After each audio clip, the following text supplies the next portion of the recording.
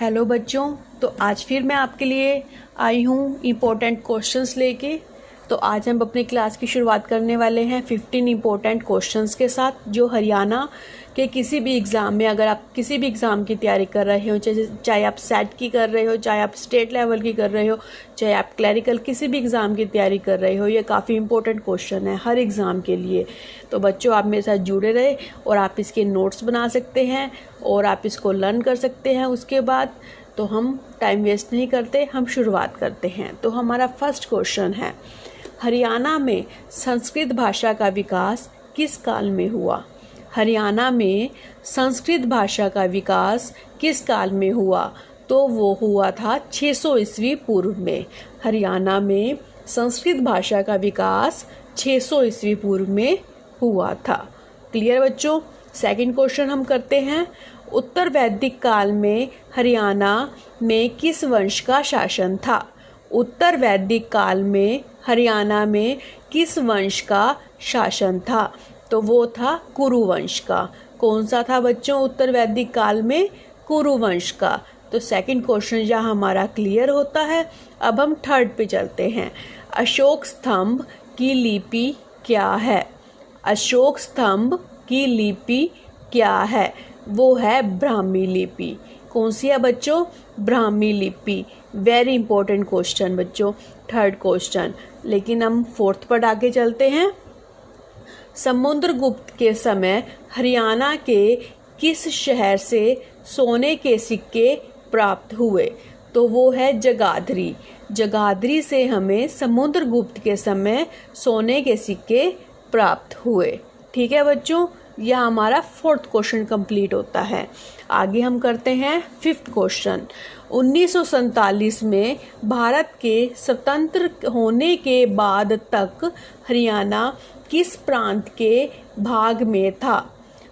किसके भाग में था हरियाणा? जब तक हरियाणा एक अलग राज्य नहीं बना था, तब तक वो पंजाब के अंडर आता था। ठीक है बच्चों, किसके अंडर आता था? पंजाब के। ठीक है, आगे हम सिक्स्थ क्वेश्चन करते हैं, हरियाणा के किस जिले में सबसे ज़्यादा वन है? तो वो है यमुनानगर। कहाँ है? यमुनानगर में सबसे ज़्यादा वन है। तो हम अब सेवन्थ क्वेश्चन करते हैं, एशिया का सबसे बड़ा पशु फार्म हरियाणा में कहाँ स्थित है? एशिया का सबसे बड़ा पशु फार्म हरियाणा में हिसार में स्थित है। कहाँ पर बच्चों? हिसार में स्थित है। आगे हम एट्थ क्वेश्चन करते हैं, कुरुक्षेत्र का नाम हरिक्षेत्र किस ग्रंथ में है?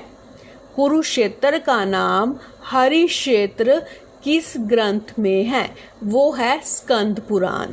तो बच्चों, स्कंद पुराण में हमें कुरुक्षेत्र का नाम हरिक्षेत्र देखने को मिलता है। यहाँ पे हमारे 8 क्वेश्चन पूरे हो चुके हैं।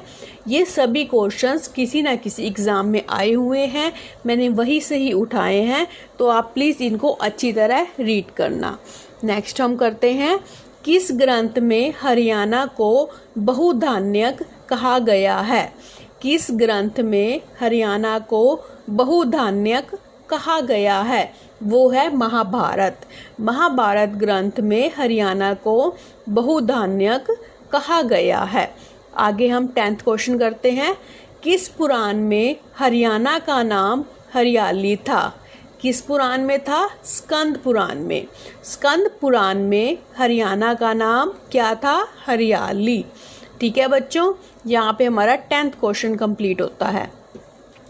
आगे हम 11 पर चलते हैं, चीनी यात्रा हेनसांग किस सम्राट के समय हरियाणा में आया था? चीनी यात्री हेनसांग किस सम्राट के समय आया था बच्चों? वो थे हर्षवर्धन। हर्षवर्धन के टाइम चीनी यात्री हेनसांग हरियाणा में आया था। आगे हम करते हैं 12th क्वेश्चन, हरियाणा का प्राचीन महाकाव्य है, वो है भगवद गीता। कौन सा है बच्चों? महाकाव्य Bhagavad Gita. Okay, clear. 13 question, Haryana में हर्षवर्धन कालीन ताम्र मुद्राएं कहाँ से प्राप्त हुई हैं? तो हमें ताम्र मुद्राएं प्राप्त हुई हैं सोनीपत से। कहाँ से बच्चों? सोनीपत से। हरियाणा में हर्षवर्धन कालीन ताम्र मुद्राएं हमें सोनीपत से प्राप्त हुई हैं। यहाँ पे हमारे 13 क्वेश्चन कंप्लीट होते हैं। 14 क्वेश्चन, हर्षचरित किसके द्वारा लिखा गया है? तो वो लिखा गया है बाणभट्ट के द्वारा।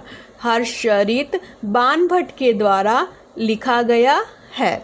यहाँ पे हमारे 14 क्वेश्चन कंप्लीट होते हैं। अब हम 15 पे चलते हैं। महाभारत का मूल नाम क्या है? महाभारत को हम जय संहिता के नाम से भी जानते हैं, ठीक है बच्चों। और जहाँ पर अगर मूल नाम की बात आ जाएगी तो वो होएगी पांचाली कथा, ठीक है। महाभारत का मूल नाम क्या है? पांचाली कथा। तो अब यहाँ पर हमारे 15 क्वेश्चंस कंप्लीट हो चुके हैं। अब हम आगे कल मिलने वाले हैं नेक्स्ट क्लास में, और आप तब तक इनको रीड करना, नोट्स बनाना और अपना 100% देना अपनी एजुकेशन में, ताकि आप जल्दी से जल्दी कोई भी पेपर क्लियर कर सको जिसकी आप तैयारी कर रहे हो। तो God bless you, have a nice day and bye, thank you.